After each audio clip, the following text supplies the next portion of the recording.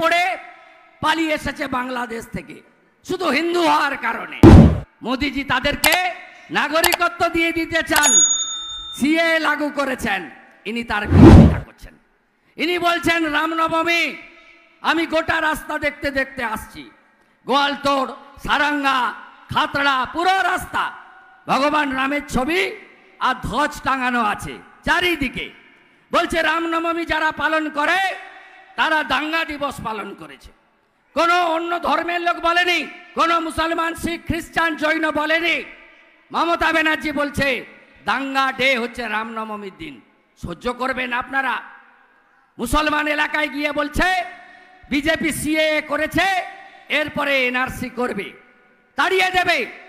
আমি মুসলমান ভাই বন্ধুদের বলি 18টা রাজ্যে বিজেপি আছে, একটা মুসলমানের নাম বলুন তো যাকে তাড়িয়ে দিয়েছে বিজেপি শাসিত রাজ্যে? কাউকে তাড়িয়ে দেয়নি। যোগী আদিত্যনাথজি কোন ধর্ম সম্প্রদায়কে আক্রমণ করেন না, তিনি গুন্ডাদের দমন করেন। গুন্ডার কোনো জাত হয় না, কোনো ধর্ম হয় না। বিজেপির নীতি হলো দেশ বিরোধী শক্তি এবং গুন্ডাদের দমন করো আর চোরেদের জেলে ভরো।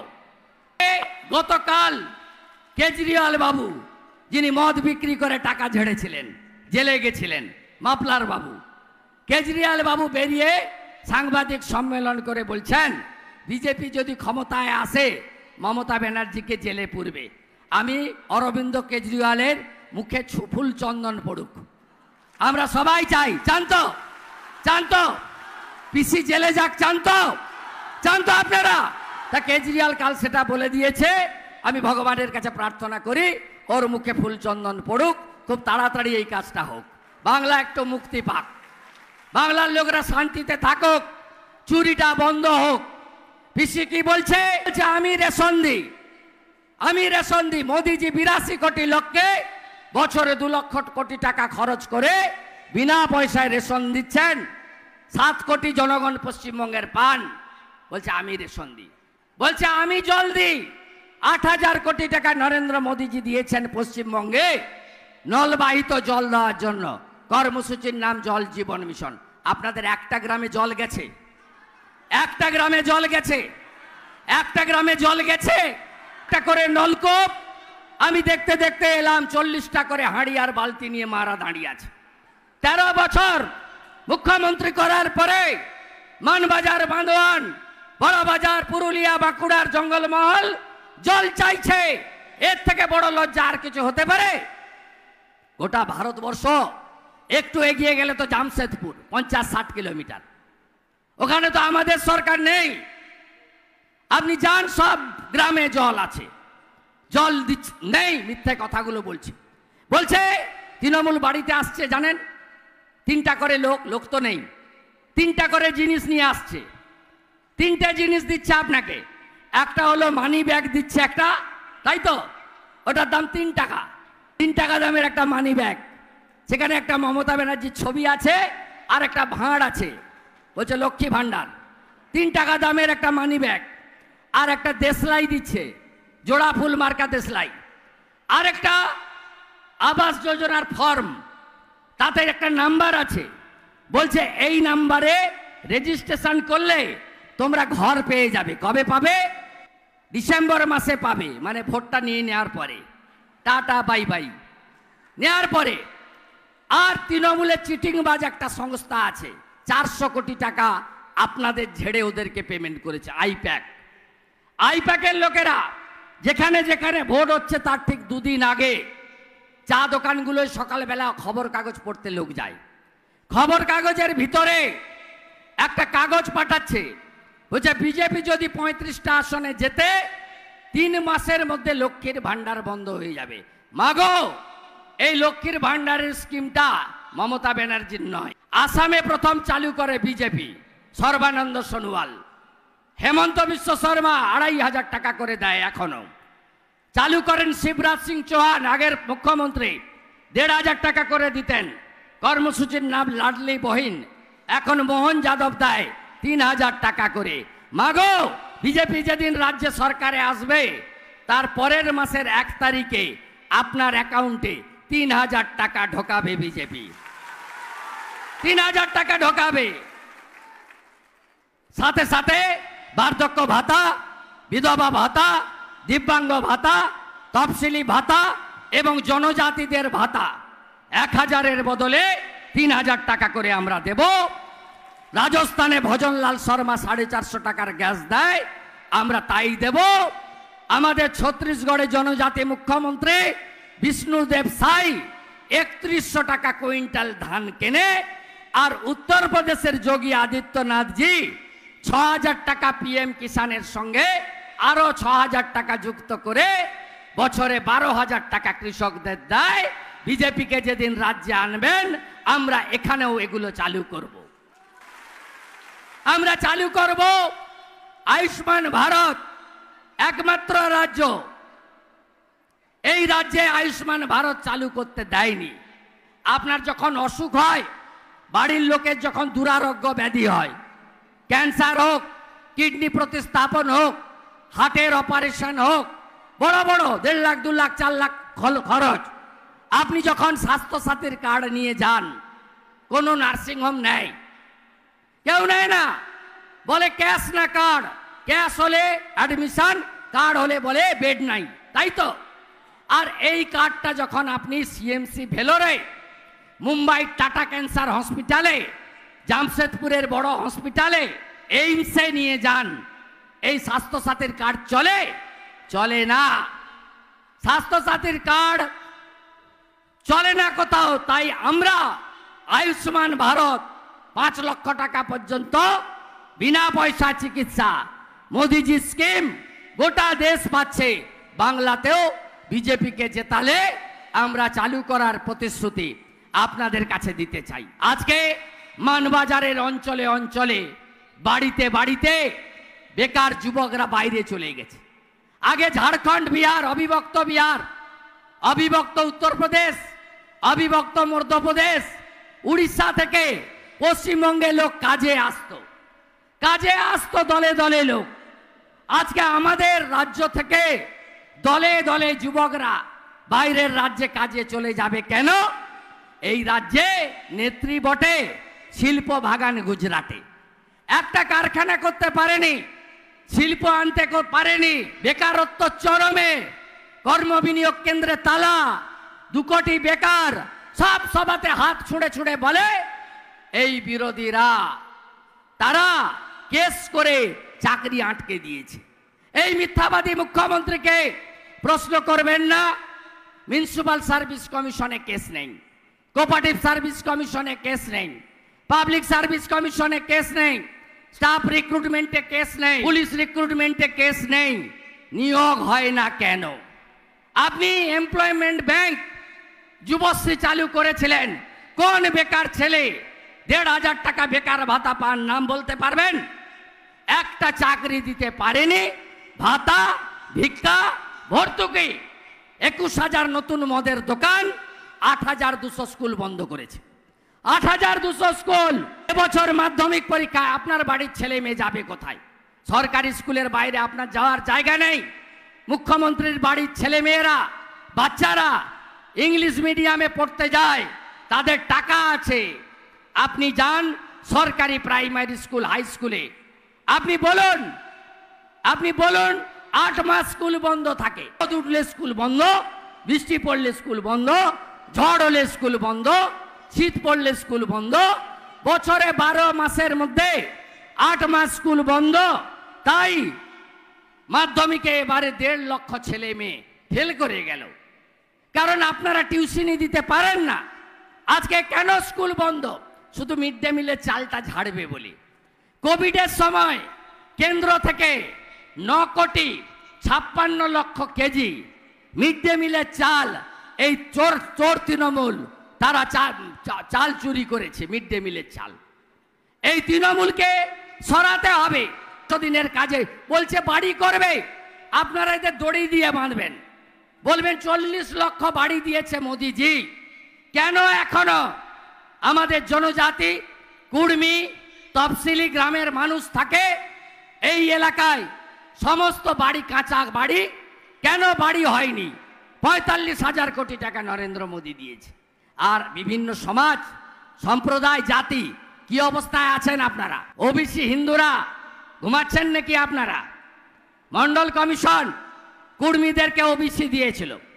কর্মকার, কুম্ভকার, স্বর্ণকার, তিলি, তেলি, নাপিত, গোপ, ঘোষ, গোয়ালা, আপনাদের কাউকে রেখেছে অস্তিত্ব?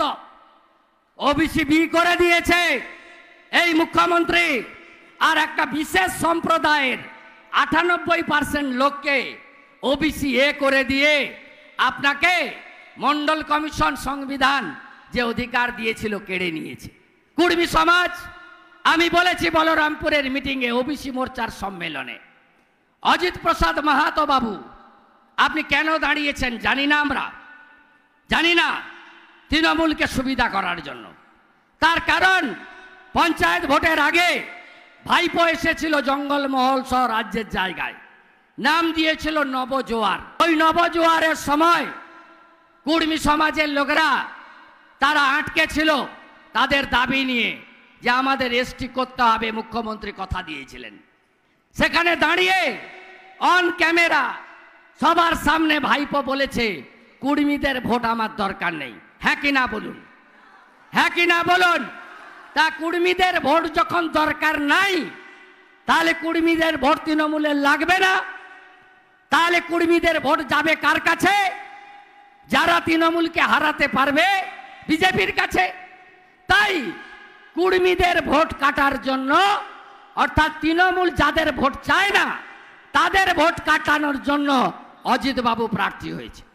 আমি বলরামপুরে চ্যালেঞ্জ করেছিলাম মাননীয় অজিত প্রসাদ মাহাতো বাবুকে, বলেছিলাম 17 সাল থেকে জাস্টিফিকেশন যৌক্তিকতা আছে, কেন্দ্র 23 সালের মার্চ মাস পর্যন্ত 10টা চিঠি দিয়েছে, যৌক্তিকতা বলো।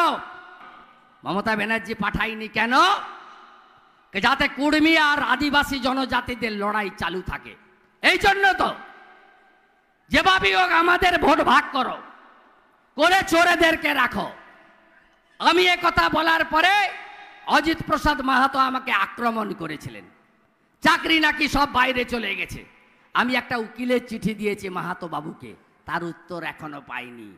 আমি মানহানির মামলা করব, কোর্টে আনবো অজিত প্রসাদ মাহাতোকে। তৃণমূলের বিটিম হিসেবে তৃণমূলের কাছ থেকে চুক্তি করে আপনি চোর তৃণমূলকে পঞ্চায়েতে জিতিয়েছেন, এবারে আপনাকে জিততে দেব না, আর ভোট ভাগ হতে দেব না।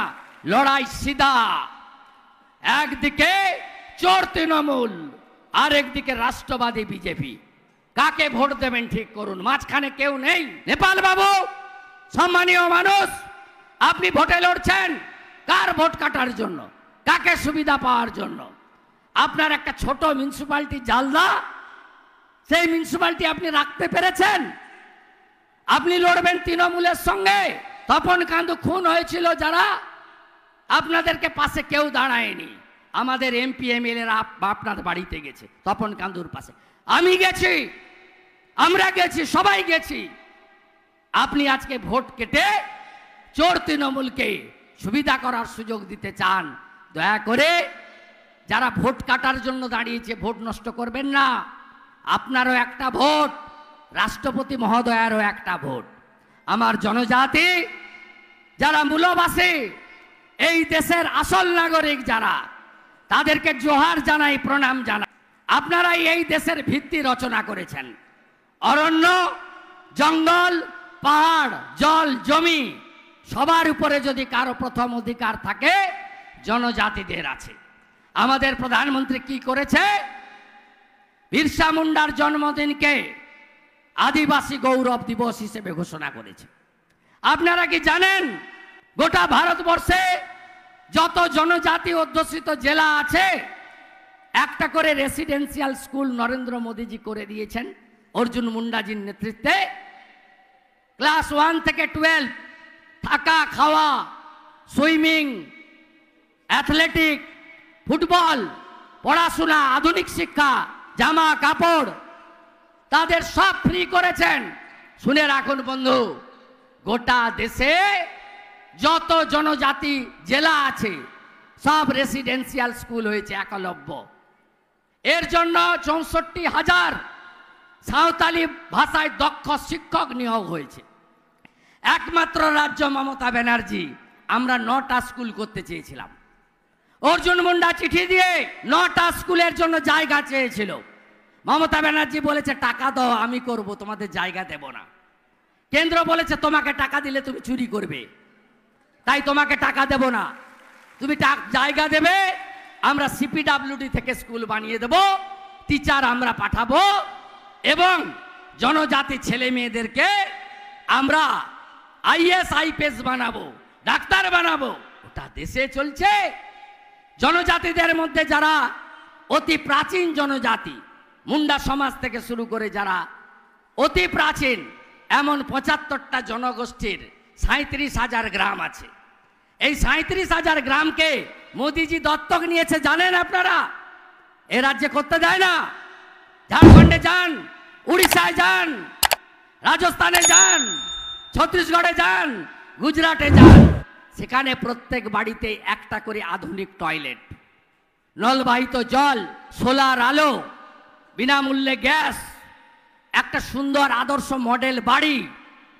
সেই গ্রামগুলোতে একটা করে প্রাইমারি স্কুল, সাঁওতালি ভাষা সহ আধুনিক শিক্ষা, একটা করে প্রাইমারি হেলথ সেন্টার, একটা করে খেলার মাঠ, একটা করে জহর থান করেছে নরেন্দ্র মোদী গোটা দেশে। একমাত্র রাজ্য পশ্চিমবঙ্গ করতে দেয়নি। এই আদিবাসী বিরোধী মুখ্যমন্ত্রী, আপনারা কি জানেন সন্ধ্যা টুডু কাকে ভোট দিয়েছে? আপনারা কি জানেন জ্যোৎস্না মান্ডি কাকে ভোট দিয়েছে? শুনে রাখুন বন্ধু, যখন রাষ্ট্রপতি নির্বাচন হয় মোদিজি দ্রৌপদী মুর্মুকে প্রার্থী করেন। উড়িষ্যার প্রান্তিক গ্রাম থেকে উঠে আসা এক জনজাতি মহিলা। আমাদের এমএলএরা যারা আছি না, এমপি এমএলএ, আমরা সব গলায় পাঞ্চি লাগিয়ে সকালবেলা ৯টার আগে লাইনে দাঁড়িয়ে সব ভোট দিলাম দ্রৌপদী মুর্মুকে। আর এই তৃণমূলের লোকেরা মমতা ব্যানার্জির নেতৃত্বে দাঁড়িয়ে যশবন্ত সিনহাকে ভোট দিয়েছে। এরপরেও বলতে হবে আদিবাসীদের দরদি কারা? যারা দ্রৌপদী মুর্মুকে হারানোর চেষ্টা করেছে, ভোট দেয়নি। একটা আদিবাসী তাদের ভোট দেবেন? দেওয়া উচিত, হ্যাঁ কি না বলুন? আছেন এখানে জনজাতিরা অনেকে আছেন তো? আছেন তো আপনারা? একটা ভোট দেবেন? আপনারা শুনে রাখুন, ৩টে মুখ্যমন্ত্রী আমরা তৈরি করেছি। রাজস্থানের মুখ্যমন্ত্রী আপার কাস্ট ভজনলাল শর্মা, ব্রাহ্মণ। মধ্যপ্রদেশের মুখ্যমন্ত্রী ওবিসি সমাজ থেকে মোহন যাদব। ছত্তিশগড়ের মুখ্যমন্ত্রীর নাম কি জানেন? বিষ্ণুদেব সাই, জনজাতি মুখ্যমন্ত্রী। আমরা আপনাদের নিচে বসাই না, আমরা হাঁসদা, মান্ডি, সোরেন, মুর্মু, মাঝি, সিং, আপনাদের আমরা উপরে বসাই, পাশে বসাই। দেশের সংবিধানের ১ নম্বর জায়গাটা আমরা দিয়েছি। তাই সব ভোট ভারতীয় জনতা পার্টিকে দেন। পিছিয়ে পড়া জঙ্গলমহল আগামী দিনে আমরা নতুন করে সাজাবো। আমাদের সাংসদ 2 বছর কোভিডের জন্য এমপিল্যাডের টাকা পায়নি, 3 বছরের টাকা প্রপারলি ইউটিলাইজ করেছে। বন্দে ভারত ট্রেনকে দাঁড় করিয়ে দিয়েছে পুরুলিয়াতে। জাতীয় সড়কের কাজ হয়েছে। আর সীমাবদ্ধ ক্ষমতা, ডিএম তার ফোন ধরে না, দিশা কমিটির মিটিং হয় না, মুখ্যমন্ত্রী সরকারি টাকায় প্রশাসনিক সভা করতে আসেন, বিজেপির এমপি এমএলএদের ডাকেন না। তারপরেও আমাদের যা কিছু ক্ষমতা ছিল সবটা দিয়ে আমাদের সাংসদ আপনাদের পাশে দাঁড়িয়েছে। পার্লামেন্টের এমন কোনো সেশন নেই জ্যোতির্ময় সিং মাহাতো পার্লামেন্টের ফ্লোরে দাঁড়িয়ে পুরুলিয়ার জলের কথা, পুরুলিয়ার জনজাতিদের কথা, পুরুলিয়ার কুর্মীদের কথা, পুরুলিয়ার কালচারের কথা, পুরুলিয়ার কাজের কথা, পুরুলিয়ার শিল্প আনার কথা, পুরুলিয়াকে আদর্শ জেলা করার কথা বলেনি। এমন কোনো সেশন পার্লামেন্টে আপনি খুঁজে পাবেন না। আমাকে এখান থেকে পুরুলিয়া ভারত সেবাশ্রম সঙ্গে যেতে হবে স্বামী প্রণবানন্দকে প্রণাম করতে, তার ছবিকে প্রণাম করতে। তারপরে পুরুলিয়া শহরে একটি ছোট্ট রোড শো প্রোগ্রাম রয়েছে। আমি আশা করি প্রচার বন্ধের আগে যশস্বী প্রধানমন্ত্রী পুরুলিয়ার পুণ্যভূমিতে নিশ্চয়ই আসবেন। আমরা সবাই মিলে তার অপেক্ষায় থাকব।